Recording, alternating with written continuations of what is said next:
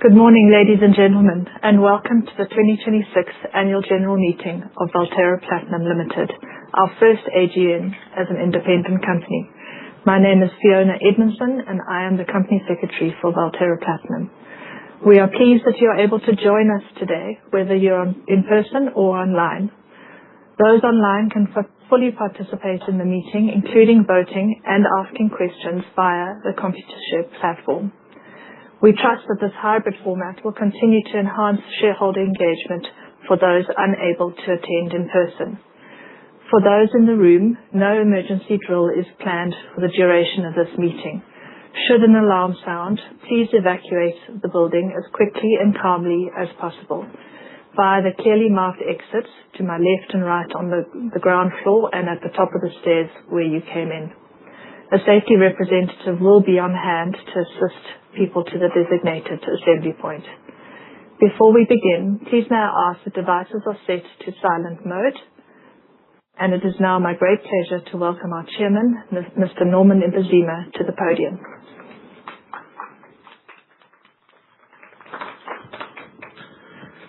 Good morning, ladies and gentlemen, and thank you for joining us for this important and historic AGM. As Fiona has mentioned, our first as Valterra Platinum. I would especially like to acknowledge and welcome new shareholders of Valterra Platinum. Whether you have become shareholders as a result of the demerger from Anglo American or have become shareholders since the last AGM, we value this opportunity to engage with you. Notice of this meeting was published to shareholders on 27 March 2026, and I can confirm that the quorum is present. I therefore declare this meeting duly constituted. May I have your permission to take the notice of meeting as read and formally propose the resolution set out therein? I'm hoping a shareholder will give me the permission. Thank you very much. I appreciate that. Before reflecting on the year in review, I would like to introduce the rest of your board, all of whom are present, as well as several of the executive leadership. Starting on the left of me, Suresh Khanna, Lead Independent Director and Chairperson of the Audit and Risk Committee. Sayuri Naidu, Chief Financial Officer, and Craig Biller, our Chief Executive Officer. To my right, just behind me here is Henry Bro, Chairperson of People and Remuneration Committee, Luazi Bam, Chairperson of Social Ethics and Governance Committee, and Dorian Emmett, Chairperson of the Sustainability Committee. As announced on 24 April 2026, Luazi has stepped down from the board with effect from the 8th of May, i.e. today, to take up an executive role. He is attending today's AGM in his capacity as Director and Chairperson of the Social Ethics and Governance Committee for the period under review. Seated in the front row are the remaining independent non-executive directors, Steve Peary, Roger Dixon, Fabida Peterson-Cook, Henny Fowl, Deborah Gurjan, and Toko Mokosi Mantembe. Deborah and Toko, who joined the board on 17th July 2025, are the newest members of the board, and I welcome them both to their first AGM. Director biographies are included in the notice of the AGM, and I trust that you agree with me in noting the high caliber and diverse experience of our board members. Later, you'll be asked to vote on the election of Deborah and Toko for the first time as independent non-executive directors, and the usual annual re-election by rotation of certain other directors, as well as election of members to statutory committees. Also seated in the front row are members of the Executive Committee, Martin Poggiolini and Virginia Tobeka. Yvonne Follow and Hilton Ingram have joined us virtually. Vili Peron and Ajit Singh unfortunately cannot be with us today. They are trying to get the production going as usual. In 2025, we tragically lost 2 colleagues in work-related injuries. Mr. Felix Kore at Unki on 20th April and Mr. William Kenke at Amanda Bell's Dishava mine on 22 July. Our thoughts and prayers remain with the families, friends and colleagues of Mr. Kore and Mr. Kenke. We also acknowledge with deep sadness the tragic passing of Mr. Michael Ramodike at Mototolo on 27 March 2026 following a work-related injury. This tragic loss is deeply felt across the organization, particularly given that it occurred following a 13-year fatality-free period at Mototolo mine.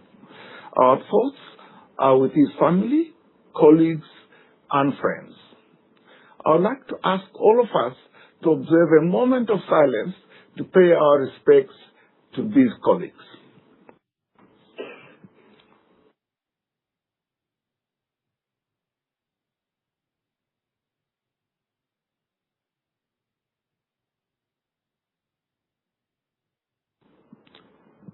Thank you. Now, moving on to my reflections of 2025 and the company's performance during the year in review. 2025 marked a defining moment for Valterra Platinum, with the successful demerger and establishment of the company as an independent JSE and LSE listed leading platinum group metals producer. This transition was executed with a clear focus on continuity, on stability, and the protection of shareholder value. As an independent business, Valterra Platinum now operates with enhanced strategic focus, greater accountability, and governance structures aligned to its high-performance teams, quality asset base, and operating context. The board is confident that the demerger has positioned the company to execute its strategy with increased agility and discipline while retaining the strength of its legacy. At last year's AGM, shareholders approved our new name, Valterra Platinum. To recap, and for the benefit of new shareholders, Valterra Platinum means Val. It comes from the word value and represents the value we create, not just in what we mine, but in the way we work, the opportunities we create, and our impact on society. Terra, meaning earth in Latin, speaks to our foundation of PGMs from the earth, our duty and our commitment to sustainability and progress. Platinum. Platinum was retained, demonstrating the focus of the organization and driving clear brand distinction and differentiation as one of the world's largest platinum producers. Since then, we launched our purpose of unearthing value. I repeat, unearthing value to better our world. This purpose embeds the processes to create and preserve value, feeds into the company's business model, and guides thinking and decision-making. Central to this purpose is the steady progress in embedding sustainability at the core of our strategy and ways of working, acknowledging the urgency of addressing our impact on our natural environment and communities. We've also introduced and embedded our new values of keep it safe, own it, and stand together. These values were co-created by employees across Valterra Platinum and are more than words. They are daily commitment to living the company's purpose. They underpin every strategic priority from safety to sustainability and define how we engage with each other and with all our stakeholders. 2025 was shaped by volatile global trade conditions and shifting demand dynamics across platinum group metals. With uneven economic growth, elevated geopolitical uncertainty, and ongoing structural shifts in key end-use markets which weighed on confidence. Notwithstanding this context, PGM prices were strong in 2025. The realized basket price was $1,852 per ounce, 26% higher than 2024, and marking its highest annual average since 2022. The realized rand PGM basket price was 22% higher at 52,611 rands per PGM ounce. Notably, the second half of 2025 was an exceptional period for price performance. The full basket price ended the year up 86% compared to the start of 2025. All metals contributed to this increase, with platinum, palladium, and rhodium being the primary contributors. These dynamics reinforce the importance of operational stability, cost competitiveness, disciplined execution, and market responsiveness. The company outperformed on operational delivery, predominantly due to improved performance in the second half of 2025, when operations demonstrated far greater stability and efficiency. Despite the loss in production at Amandelbult as a result of flooding caused by extreme rainfall and the breach of an upstream municipal dam, we exceeded our production as well as our cost and capital efficiency savings guidance. Safety remains the board's foremost priority. While acknowledging the tragic losses of our colleagues, whom I mentioned earlier, we recorded strong safety performance across many of our operations, with several operations marking many years fatality-free and our total recordable injury frequency rate decreasing by 11%, which places us in the leading quartile of the ICMM benchmark. Key safety initiatives focused on embedding critical safety measures across our operations. These include strengthening safety leadership practices, enhancing stop, look, assess, and manage routines, what we call a SLAM, and prioritizing leading indicators. The board continues to work closely with management to ensure that investigations into safety incidents are thorough. Accountability is reinforced and learnings are embedded across operations. Advancing a culture of zero harm, both physical and psychological, supported by robust standards, leadership visibility, and workforce engagement continues to be a central focus of board oversight. Achieving our strategic priorities remains central to the board's stewardship of Valterra Platinum and to the creation and delivery of sustainable long-term value. Our strategy is intentionally focused on those areas over which the company has influence and control.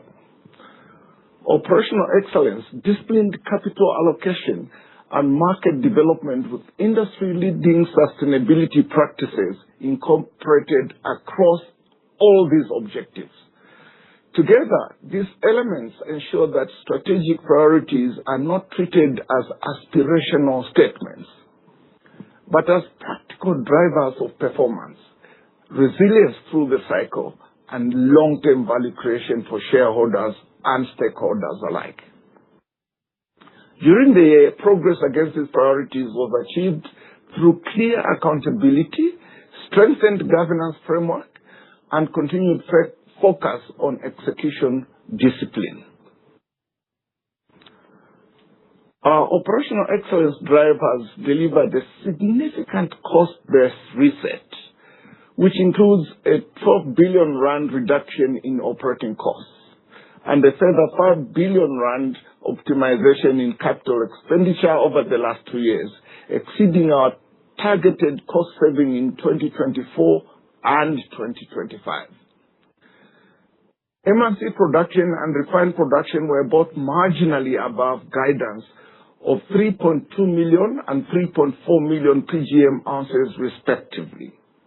This reflects our commitment to operational delivery despite challenges like the Amandelbult flooding.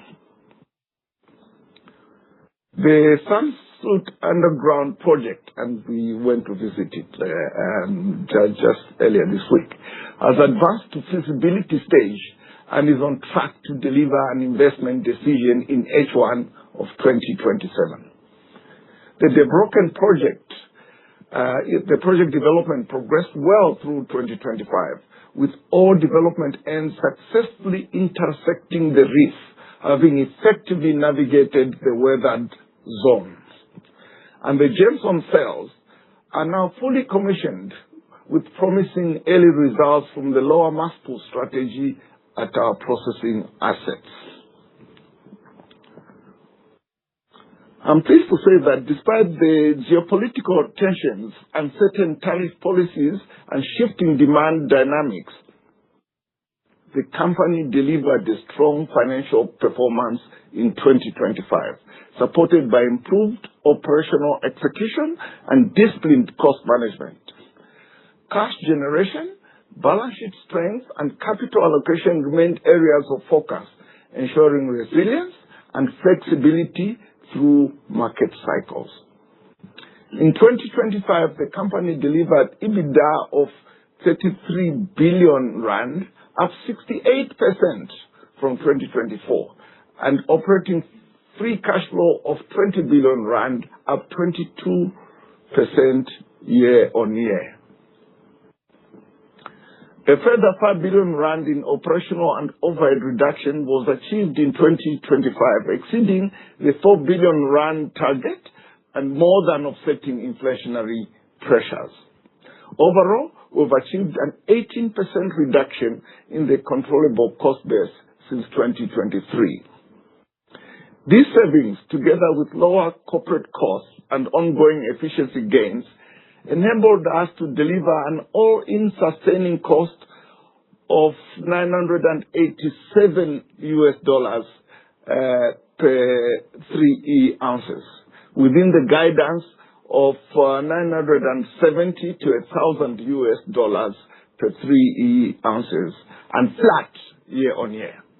The company closed the 2025 year with 43 billion rand of liquidity headroom, made up of cash and undrawn committed facilities, and in December 2025, S&P Global Ratings assigned Valterra Platinum with its inaugural credit rating of BBB-.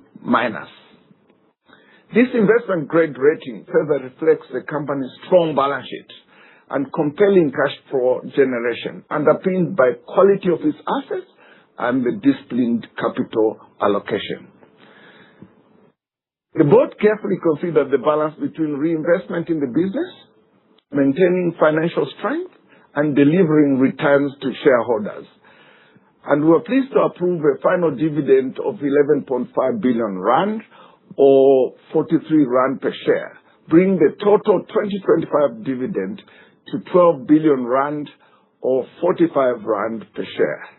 This equates to a 71% payout ratio, which is well above our dividend policy of 40% of headline earnings.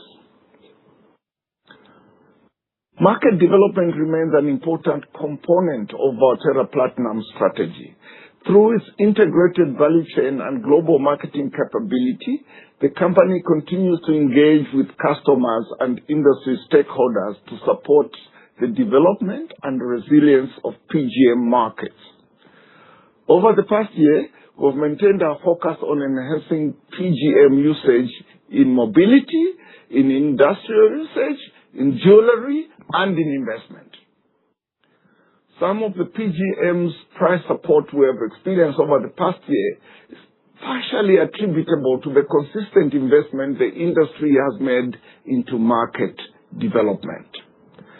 The board recognizes the importance of sustained demand creation and diversification in a transitioning energy and technology landscape, and continues to oversee management's efforts to grow and protect markets for the metals the company produces. The board views sustainability not as an adjunct to performance, but as integral to value creation and risk management. This is reflected in the elevation of sustainability reporting, enhanced governance oversight, and the integration of sustainability considerations into strategic and operational decision-making. As I've already mentioned, sustainability is embedded in Valterra Platinum's strategy and governance framework. During 2025, the company strengthened its focus on environmental stewardship, climate resilience, responsible mining practices, and the creation of shared value in host communities. The recognition of Mogalakwena by the Initiative for Responsible Mining Assurance with a 50 accreditation means that all our mining operations are now accredited. This is a rare global feat that sets us apart in the mining industry and reaffirms our commitment to embed sustainability into everything that we do. Our sustainability commitments are embedded in our capital allocation processes. This ensures we meet our 2030 targets of reducing Scope 1 and 2 carbon emissions by 30% ahead of reaching carbon neutrality by 2040, while reducing our abstraction of water from scarce resources. Now, turning to board and committee changes since our last AGM, the board and its committees continue to evolve in 2025 to support both the company's transition into a standalone dual-listed entity and its strategic priorities. Changes to board and committee composition were managed in accordance with governance best practice, ensuring an appropriate balance of skills, experience, and independence. As previously noted, Deborah Gajan and Tokomoko Mwantembe were appointed as additional independent non-executive directors in July. These appointments strengthened the board's collective expertise, experience, and diversity, enhancing its capacity to fulfill its governance duties with greater objectivity and effectiveness, including oversight related to the company's secondary listing on the London Stock Exchange. With these appointments, the board's recruitment process concluded, resulting in a structure of 2 executive directors and 11 independent non-executive directors. Obviously, with the resignation of Loazi Bam, we will commence a further recruitment process to ensure that the board and its committees remain appropriately constituted. Ensuring that we have the right mix of skills, experience, and diversity at board level that reflects the breadth of our business is critical to effective governance. To that end, our appointments are sequenced to reflect the areas of expertise that we feel we need as we look ahead at the trajectory of the business and the environment in which we operate. With Loazi's resignation, we will take a moment to reflect on that trajectory, as well as the emerging needs of and risks to the business, to ensure that the appointee has any additional skills and experience to enhance the existing skill and experience of the board. I'd like to take a moment to thank Loazi for his commitment to the Valterra Platinum board, for his valued inputs, especially in relation to our demerger and strategy as standalone company, and his leadership of the Social Ethics and Governance Committee. As detailed in our 2025 governance report, the board committees were restructured to align with the needs of an independent Valterra Platinum. This included refining committee composition and mandates to ensure effective oversight and governance capability for a standalone integrated PGM business. The changes were designed to strengthen independence, enhance oversight of key areas, and ensure the board's collective skills and experience match the company's strategic priorities and risk profile. The board remains confident that its composition and committee structures are well aligned to provide effective oversight of strategy, risk, performance, and sustainability as Valterra Platinum progresses into its next phase as an independent company. Right, before I move on to the business of the annual general meeting, I invite all shareholders to read our annual financial statements and our integrated report, as well as the following reports, all of which are available on the Valterra Platinum website: sustainability, ore reserves and mineral resources, governance, and for the first time as a standalone company, tax transparency. I will now move on to the business of this annual general meeting. Presentation of annual financial statements. As mentioned previously, the audited company annual financial statements, including the independent auditor's report, the Audit and Risk Committee report, and the director's report for the year ended 31 December 2025 are available on our website. Furthermore, the Companies Act requires a member of the Social Ethics and Governance Committee to report on matters within its mandate at the annual general meeting.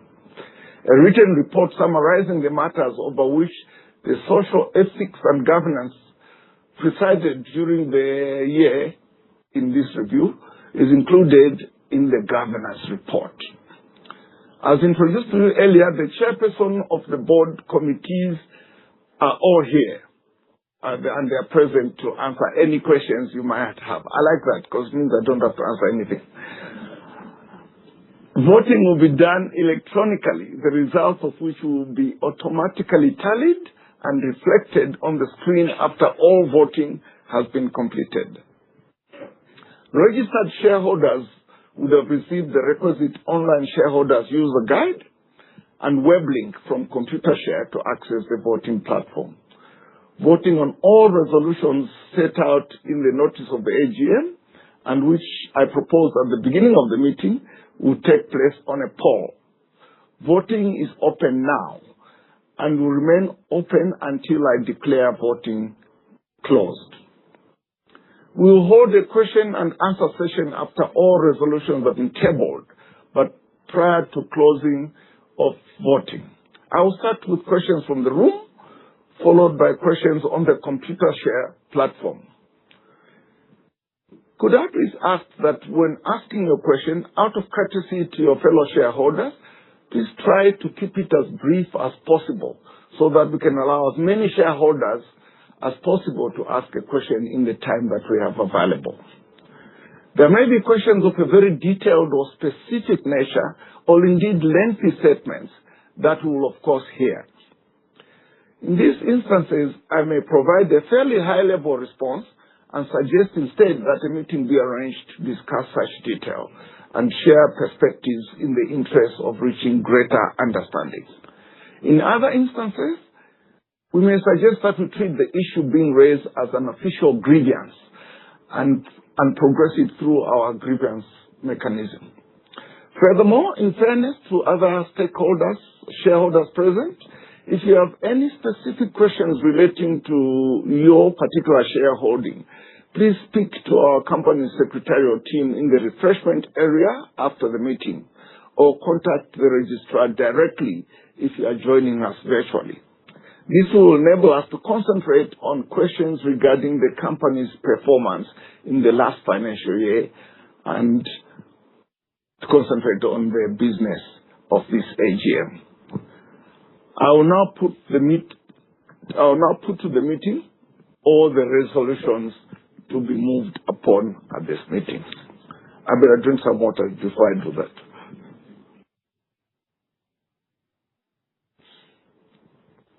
Ordinary resolution number 1 deals with the re-election of directors retiring by rotation.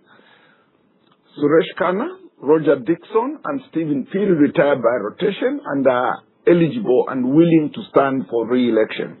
Each director will be voted on separately as proposed. 1.1, to re-elect Roger Dixon as a director. And 1.3, to re-elect Stephen Phiri as a director. Ordinary resolution number 2 deals with directors who have been appointed since the previous AGM. Each director will be voted on separately as proposed. 2.1, to elect Deborah Gajan as the director of the company. 2.2, to elect Toko Mokosi Mantembe as the director of the company. Ordinary resolution number 3, the election of the Audit and Risk Committee members will also be done by way of separate resolutions. Further to our announcement of 24th April regarding Loazi Bam's resignation, Resolution 3.2 is withdrawn and will not be put to the meeting. The following resolutions are proposed. 3.1, election of Suresh Khanna as a member of the committee. 3.3, election of Tevendri Bro as a member of the committee. 3.4, election of Deborah Gajan as a member of the committee. And 3.5, election of Fatmida Peterson Cook as a member of the committee. Ordinary resolution number 4, the election of the Social Ethics and Governance Committee members will also be done by way of separate resolutions. Further to our announcements of 24 April regarding Loazi Bam's resignation, Resolution 4.1 is withdrawn and will not be put to the meeting. The following resolutions are proposed.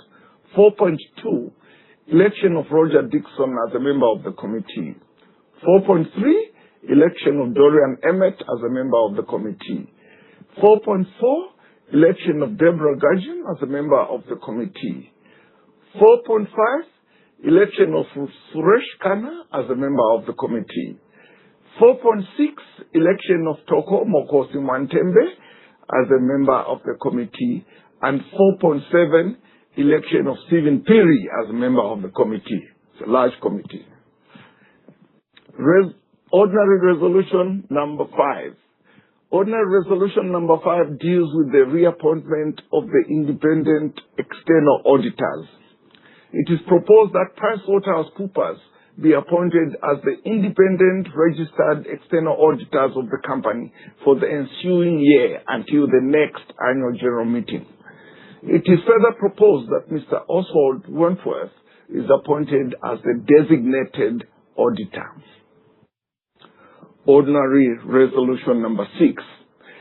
In relation to ordinary resolution number 6, this relates to a general authority to allot and issue authorized but unissued ordinary shares. I move that the unissued ordinary shares limited to 3% of the issued share capital of the company be placed under the control of the directors until the next AGM to allot and issue at their discretion. I would like to note that the directors have no current plans to make use of this authority, but wish to ensure that by having the facility in place, they will have the flexibility to allow the company to take advantage of business opportunities that may arise, should this be an appropriate mechanism to fund the execution of our strategy. Ordinary resolution number 7 deals with the general authority to repurchase shares. I move that the company or a subsidiary be and is hereby authorized by way of a general authority to acquire ordinary shares issued by the company. I would like to note that the authority is limited to 5% of the issued share capital and the further requirements of the JSE listings requirements. In addition, directors currently have no specific intention to repurchase shares other than for the purposes of incentive schemes. But the board will, however, continually review the company's position, having regards to prevailing circumstances and market conditions, in considering whether to effect the provisions of this resolution. Ordinary resolution number 8 is an authority to the directors of the company to implement the special and ordinary resolutions passed at this AGM. I propose that authority to implement the resolutions of this meeting be granted to any director of the company.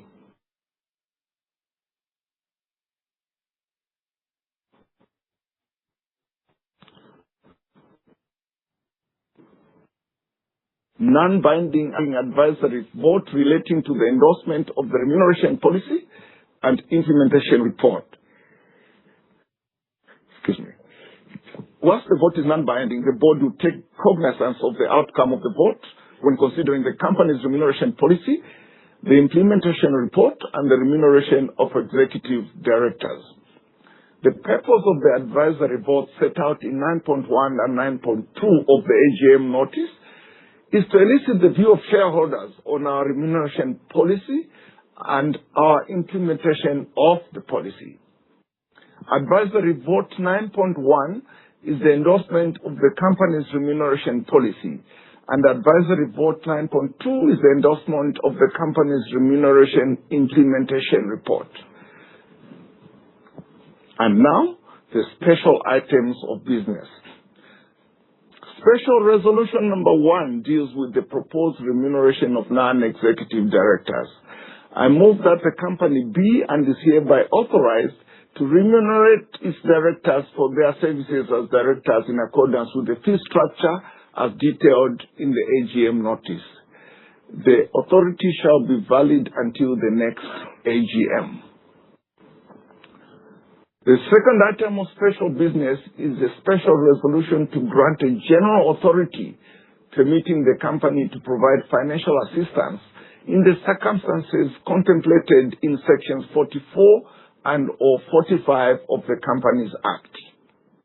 The purpose of this resolution is to allow the company to provide financial assistance to certain of its subsidiaries, associates, and joint ventures as and when required.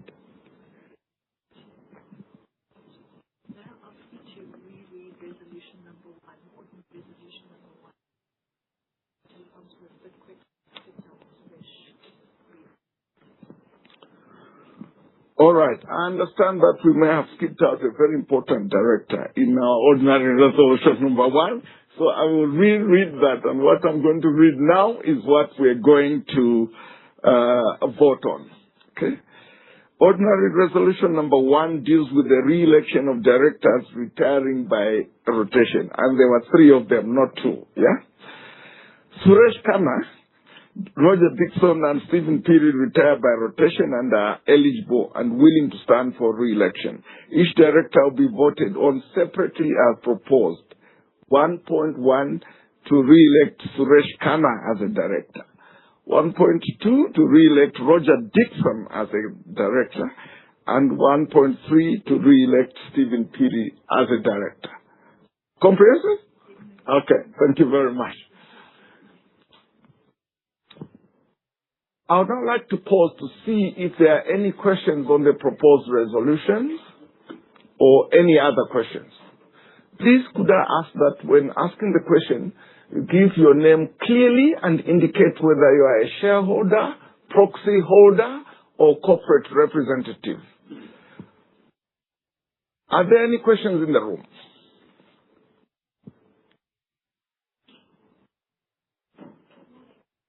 I'm Gwendolyn Wellman, shareholder. The sustainability report states that Valterra Platinum will enhance grievance mechanisms and integrate human rights more fully into transformation and risk management processes. And by the way, your sustainability report is very nice to read. Looks good. Okay, my question, and I have 2 related to grievance mechanisms. So the first question is, what KPIs does the board use to assess whether grievance mechanisms are actually effective at site level? For example, resolution times, complainant satisfaction, recurrence rates, or independent oversight. And when will these metrics be publicly disclosed? And the second question related to grievance mechanisms. The report says Valterra continues oversight of grievance mechanisms at non-managed operations. Can the board confirm specifically what oversight was exercised at Madikwa Platinum Mine in 2025? I have a third question, if that's possible. Has to do with human rights defenders and non-retaliation.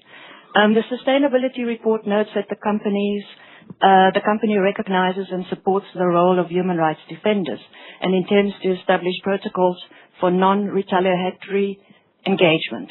Can the court explain how, can the board, sorry, I'm so used to the court, sorry.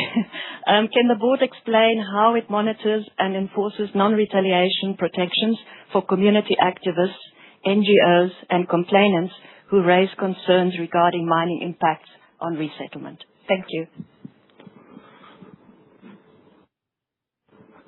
Dr. Wellman, is that right? Okay. Let me start with the joint venture one, and Modikwa specifically. It is a joint venture. We own 50% of it, and African Rainbow Minerals owns the other 50%. It is independently managed. In other words, it is not managed either by Valterra Platinum nor by ARM directly, but we have put in place a set of management that deal with the day-to-day affairs of Modikwa. That set of management has to report to us. And when I say us, I mean the two shareholders periodically, and various other committees formed by those shareholders, whether it's operational or and so on and so forth, to look at the issues that are happening there. That is the way that we exercise oversight and the way that we bring our influence. Because obviously we have our ways of doing things, our policies, our, standard operating procedures, etc., and so does ARM. So it's through these committees that we then bring to bear our various influence on, ours works very well because this is how it works over here, and therefore we would really try and say, why don't you use our policy in this particular instance? And perhaps in another instance, a practice of has been working a lot better than ours, and then we bring that to the fore and ensure that it is there. And similarly, if there are grievances, etc., we'll go through that process to make sure that the management action them. I hope that explains the process that I'm talking about. Okay. Non-retaliatory.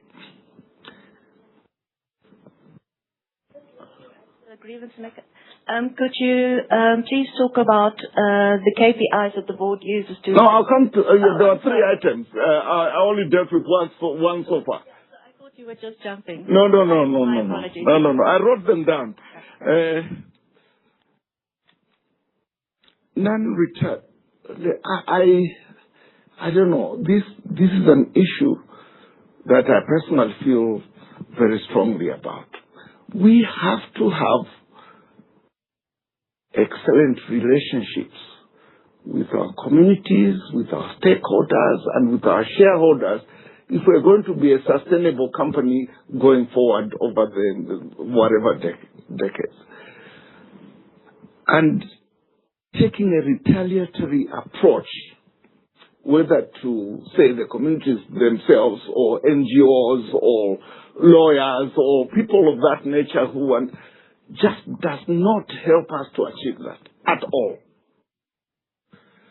And over the decades, I've been fortunate enough to be here over decades, we have had some really aggressive people who are advocating on behalf of various people over there.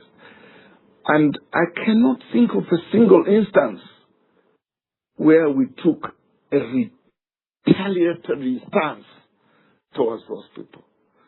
Because inadvertently, when we do that, we lose. We do not win. We have to continuously get back to what is the issue and how can we resolve it. And if somebody is aggressive, etc., we will engage them and tell them that this mode of dealing with this issue is not going to ensure that we deal with this thing expeditiously. The mode itself now gets in the way of dealing with the underlying issue. So it's a tenet that we have, that the people that we deal with choose whom they want to represent them, and we will deal with whomever they choose, and we will deal with them the same way. So it is a tenet of ours that we will not be taking retaliation against anyone who genuinely represents a stakeholder and concentrates on what the issue is that we need to respond to and resolve. Okay? There are lots of, coming back to your first question, there are lots of grievances that have taken long to dispose of.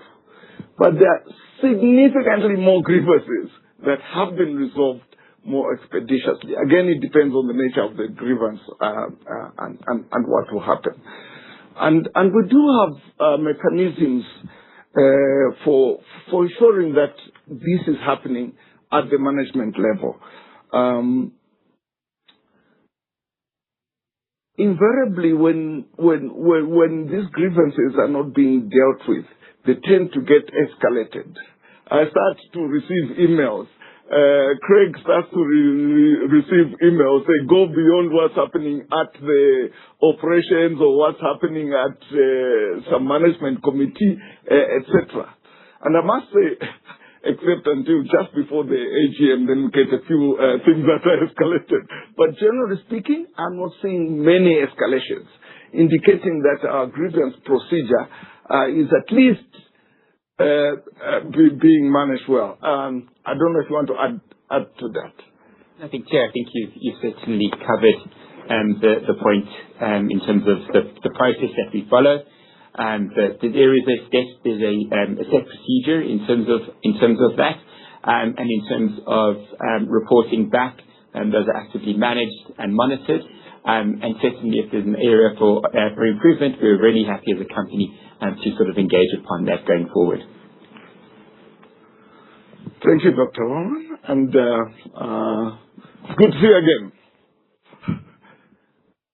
Any more questions from the room? Thanks very much, Chair. My name is Voice. I'm the shareholder, and I think my comment is more around the principle then of the King 5, which I think I would commend Valterra in terms of that the perspective from the reporting there is clearly clear that it's overseen by the board and it's also led by the EXCO. But for me, it's mainly two questions. One is just to check on in terms of the KPIs that the board uses to govern these King 10 matters, especially in relation to the resilience and the operational matters and also the sustainability, and ensuring that there's a good overall governance of the matters. And the second one, I think it's more directed to the audit committee to say what are the assurance evidences do you receive to ensure that there is alignment to assurance framework. I think it's mentioned in page 98 and page 101 to ensure that you align in terms of the assurance framework and to confirm that those KPIs are reliable. Thank you. Thank you. I'm going to ask the chair of the audit committee to talk about the assurance framework. But let's talk about King 4 and King 5 generally speaking. We are kind of in transition at the moment from King 4 to King 5. And I must say there is nothing, we always worry about when the new one comes out, how different is it from the first one, and is it... there's nothing in King 5 that has said, oh, we got a problem with this, or we must do whatever it is, so we'll find it easy to adopt. We have to say in our documents whether we are adhering to those governance principles or not. And I think you find that we do. And again, Suresh will speak a little bit to this as to what we do in the committees to make sure that we do adhere. Suresh? Thank you very much for that question. So just as assurance frameworks we use, particularly for the sustainability matters, we get independent assurance in terms of ISA 3000 and 3002. That's the framework we use, but we also have the broader frameworks that we use in terms of the broader sustainability areas. And so we have our internal auditors looking at it, as well as our external auditors that are independent. It's not PwC that does that work. It's a specialist consultancy firm that provides us with that assurance. And they give us a detailed report of the KPIs that we looked at that we want assured, and they would give us an independent report on it. Thank you. Any other questions in the room? Okay. Are there any questions on the computer share platform? Fiona? On the platform at this point. Whoa. I'm surprised. Are there any further questions before? You might not have an answer for this one, but I'm intrigued to know the Land Court judgment that came out earlier this year about, I think it's 11 families that need to be moved. I can't remember exactly where, Rustenburg area. I understand that you're going to appeal that judgment, and I would like to have more information, if that's possible. If you have, because you might not be prepared for that now. No, we will certainly provide you with more information outside of this meeting, because it's fairly intricate and so on and so forth. But last year, the issue of this litigation was brought up. And I emphasized then, and I want to emphasize now, that litigating against our community is not something we want to do. I said earlier on, we want to have a relationship where we can go through grievance procedures and talk to each other and engage with each other, with or without advocates helping them, and manage things to a conclusion where we both can walk away from that issue with our heads held high. That's what we want to do, and I want to emphasize that. I said last year, and I say that again this year, that these 11 families from Okalakwena, we have been engaging for almost 20 years. And that gives you the sense of the kind of frustration or feeling that we have of what else can we do to bring this matter to a conclusion. And therefore, litigation was the last resort. The matter is under review given the judgment that was very recently issued, and we will make a full decision as to exactly how we're going to proceed given what they say. But by the way, the decision was not that the family should not move. It was an eviction that had the process that needed to take place first before any eviction is brought to the fore. So it wasn't a judgment that dealt with the matter finish. In other words, we said, do this, end of story, we can now all go home. There's further processes to be done, even if we follow that judgment directly. But we're happy to give you the judgment itself and all sorts of other. Thank you. Is that it? Or did I see any other hand up? No? Thank you. I'm hoping that voting is proceeding. There being no further questions, I'd like to give shareholders just a few minutes to finalize. as somebody said, you put your finger on the button and then you press it. And then we'll have the vote. Okay. As usual, Fiona will tell me when we can do the necessary. Fiona is my boss.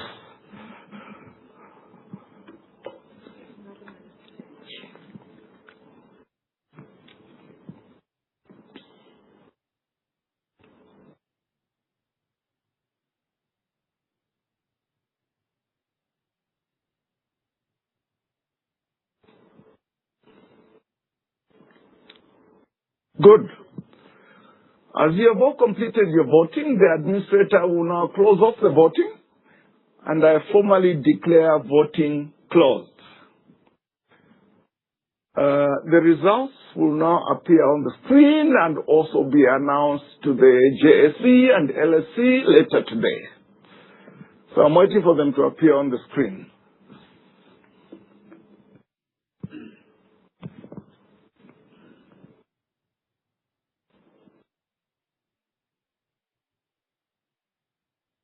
Looking good.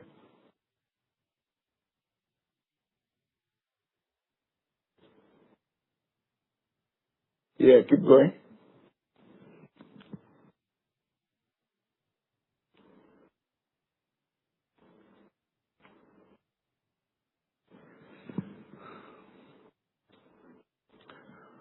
I'm very pleased to say that all resolutions have been passed. And that concludes the formal business of this meeting. On behalf of the board, I would like to take this opportunity to thank shareholders for their engagement and continued support.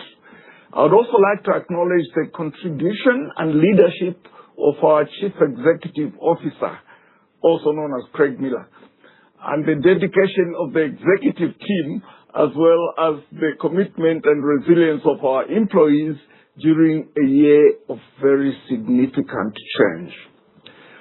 Finally, I thank my fellow directors for their commitment, for their constructive engagement, and for their valued input throughout the year. The board remains confident that Valterra Platinum is well positioned for long-term value creation, supported by strong governance foundation, a clear strategy, and a disciplined approach to execution. I now declare this meeting closed. Thank you very much. Very good.